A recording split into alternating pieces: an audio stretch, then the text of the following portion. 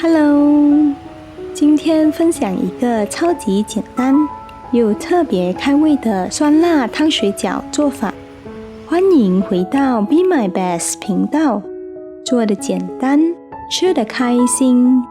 我用的是冷冻水饺，不用解冻，直接从冰箱冷冻层拿出来，放进一个可以微波炉的碗里，接着倒入热水，水量只要没过饺汁就可以了。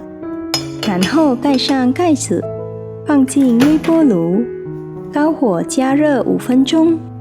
微波炉加热的时候，饺子会一点点变软，饺子皮吸满热汤。等会儿做成酸辣味的时候，真的特别入味。5分钟之后，我们把碗拿出来，小心烫手。这个时候饺子已经熟了，汤水也会变得有一点点淀粉的感觉。接下来用勺子舀掉一点点水，不用全部倒掉，留一点汤底。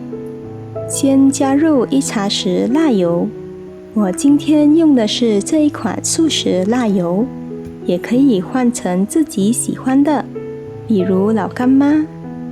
接着加入1茶匙生抽，增加一点咸香味，然后加入1茶匙乌醋。乌醋是酸辣汤灵魂的部分，它会让整个味道变得特别开胃。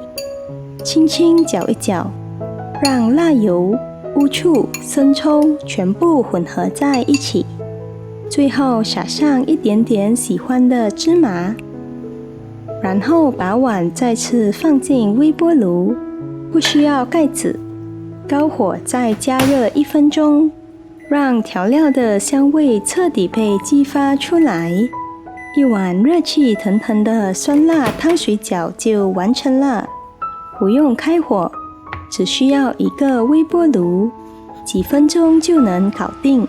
汤底是微微酸、微微辣的，香气很浓。饺汁吸满了酸辣汤汁，一口咬下去，又热又酸又辣，还有一点芝麻的香气，真的特别开胃，让人一口接一口，完全停不下来。如果家里刚好有冷冻饺子，一定可以试试这个做法。